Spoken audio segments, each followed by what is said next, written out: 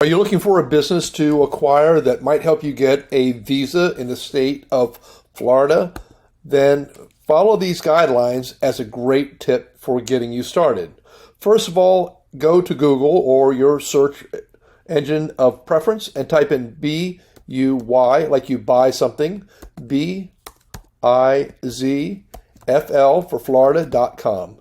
BuyBizFL.com. It doesn't have to be capitalized, uppercase, lowercase, doesn't really matter. And you're going to come to a page that looks like this. Now, if you've gotten a calendar that you can find on the internet, if you don't know what counties you would prefer to be in, then that's fine. I'm going to select all counties, but if you're very specific, you want to be in the Hillsborough County area or the Miami area or the Gainesville, Florida area, you can select county by county. If you want to collect more than one, then head down and then hit your command key and you can hit multiple locations. You can click on it a second time to remove those locations. For this purpose, I'm going to hit all counties. Now, you also might have specific industries that you'd like to be in. Quite popular are restaurants and bars, and here's a category for restaurants and bars, etc. You can also, in many cases, come over to this section right here and display the subcategories once you've described bars. So maybe you just want to see, as an example, donut shops or sandwich shops or something that's relatively simple, etc. I'm going to remove all of these, reset, and you can see in the larger categories that you have subcategories in a lot of the different sections. But for the intents and purposes of this, we're just going to keep it open to all categories, all restaurants, and I'm going to be more specific in some other details that I think you might find helpful. We're going to go to click on established businesses, because if you're looking for a visa, well, you can follow the guidelines and realize that the law allows you to do a lot of things. Your attorney is probably going to recommend that you have something of some substance and substantial investment. I'm going to put a selling price of and make a minimum of at least selling for $100,000. And I'm going to put a maximum on here, and you can choose this thing that fits your schedule too, for up to $500,000. If you want to be more specific, you can enter a number over here, but I'm just going to keep this relatively simple. Now, you also are going to realize that you're going to need a certain amount of income for yourself. I'm going to select show me businesses that are making at least $100,000 profit. You can be specific here, or you can put the general thing. And then if you wanted something very, very specific, you could put a word in here if you couldn't find it in here to help you find it. For instance, you might pick restaurants and then ones that sell liquor, and you could type in the word liquor here. I'm going to suggest that you now click on to the red box below that says Advanced Search. And now you're going to have a lot more details. I'm going to say that we've already selected some of the boxes that were on the first go round, selling for at least $100,000, but not more than $500,000. And you could pick a down payment if you wanted to have financing, making at least $100,000, right? And you could also pick in businesses that have certain amount of gross sales. Now, down below, you can find some other things. You can pick on ones that have been updated within a certain time period. A lot of people say, I just want to find the most modern business. And if you're searching over and over again, you might update it every 30 days. But realize that there's businesses that can be on the market for quite a long time and be really great businesses. So don't think you're finding only good businesses if you put them in for 15 days or 30 days or something like that. What I would recommend, if you're looking for a business that's going to qualify for a visa, that you click this box down below saying that it may qualify for a business. Now, there's a couple other things down below that you can choose from. One of it says, do you want to have real estate? Not included is in most cases included or available. I'm going to leave this alone.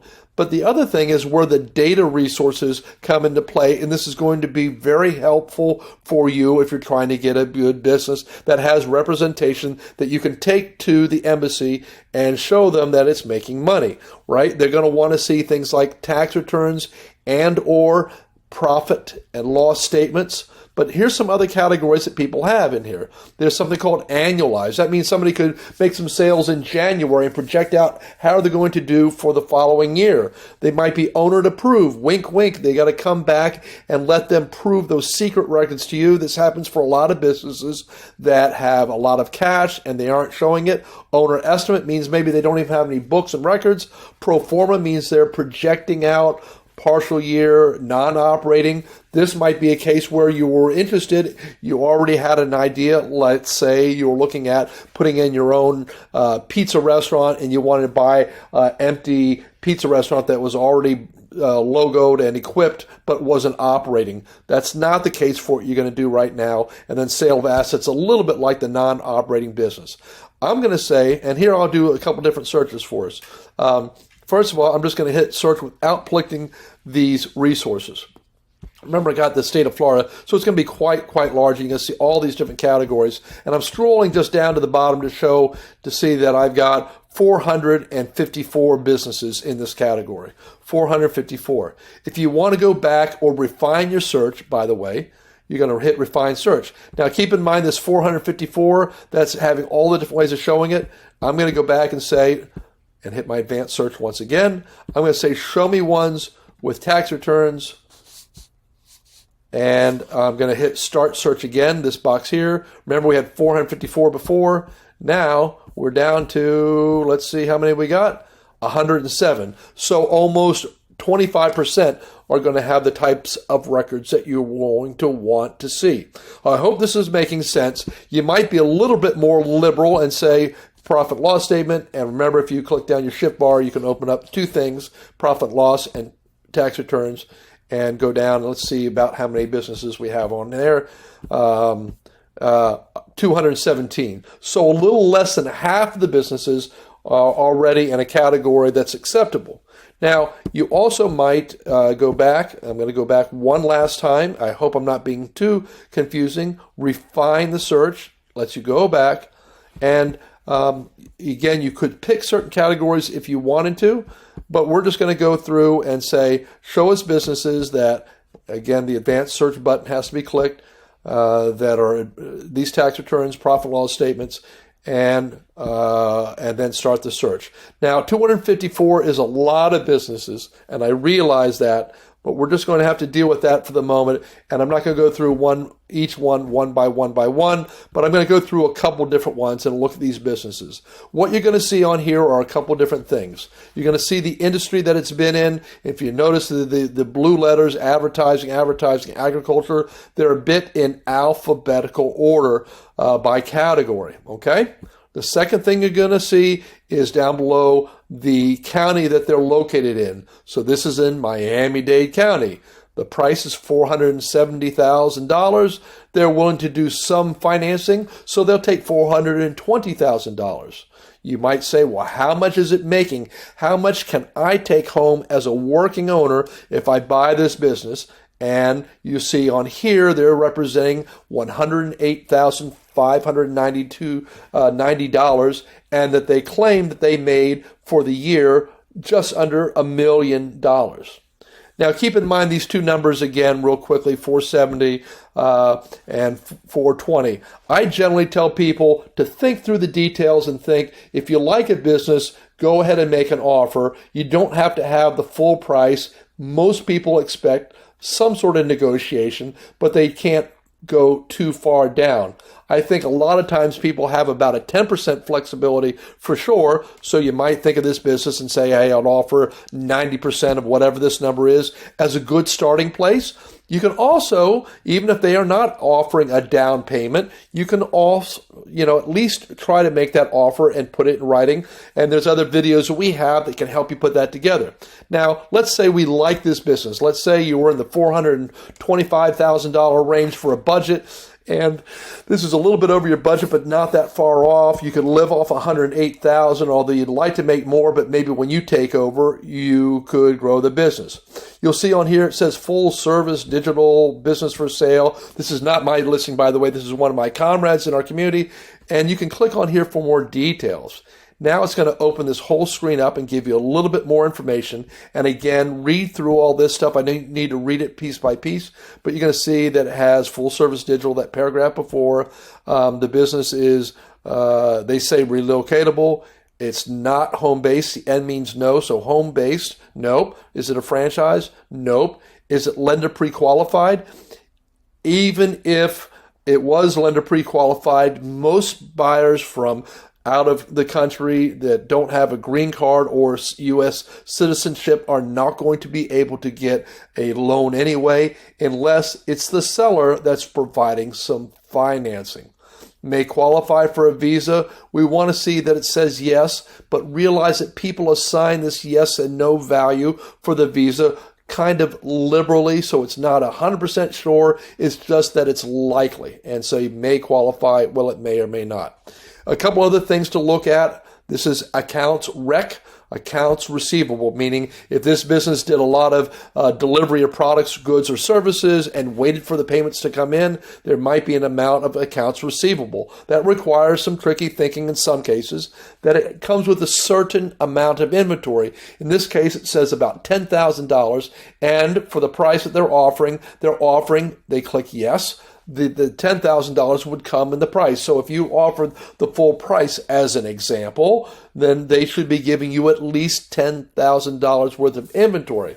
Now, also included should always be the FF&E. And you might ask, what is FF&E? And I'll tell you, if you don't know or you do know, either way, it is furniture, fixtures, and equipment.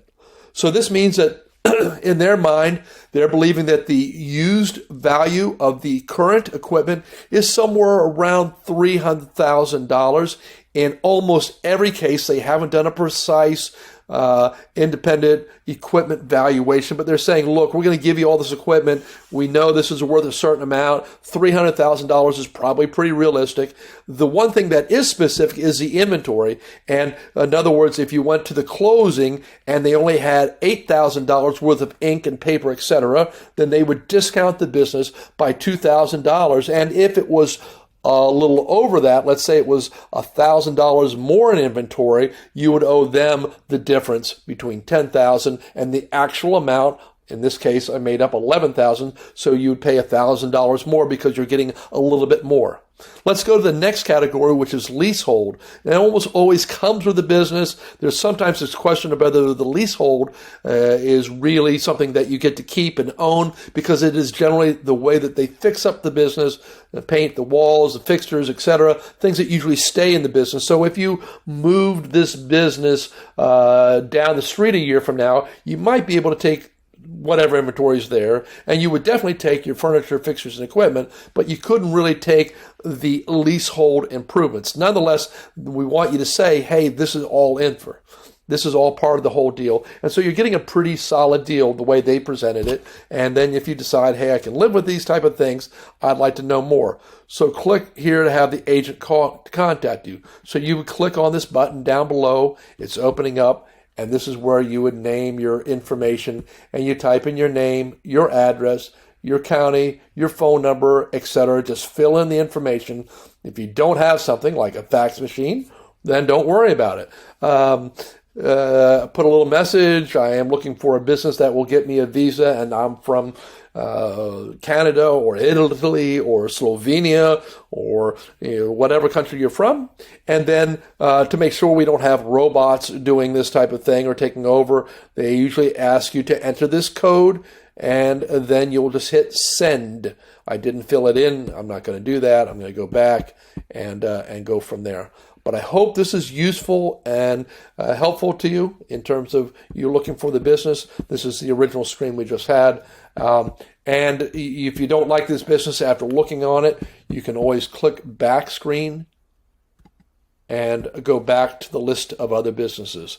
Now, in this case, you've got a couple hundred. You might want to be more specific and bring down the number of businesses by saying certain categories. Keep in mind a couple other things real quickly. I'm going to go to like construction, for instance. Many, not all, many of the construction-related businesses require complicated licenses that might take you a year, 2 years, or even 4 years.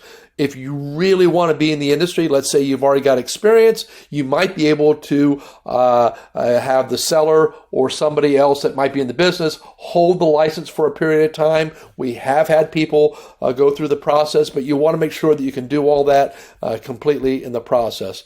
And then keep in mind there's other businesses that you can click through page 1, page 2, etc. Look through all these. I hope this is helpful. I know it took a little longer than I wanted to. Thank you. Make great things happen. This is Brian Stevens. My contact information is down below, 833-289-2491. That stands for 833-BuyBiz1, BuyBiz1.